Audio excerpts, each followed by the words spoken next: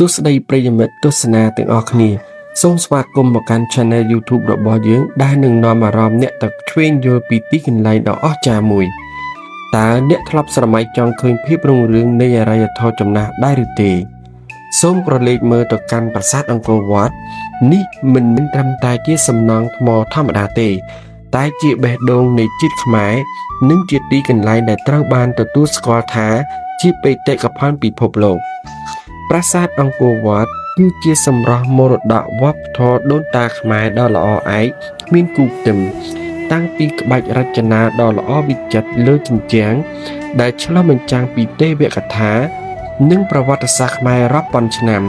រហូតដល់ស្ថាបត្យកម្មដ៏ធំធេង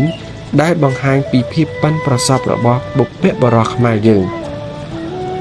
ការដើរជុំវិញបរិវេណប្រាសាទគឺដូចជាការធ្វើដំណើរឆ្លងពេលវេលាទៅកាន់យុគសម័យដ៏រុងរឿង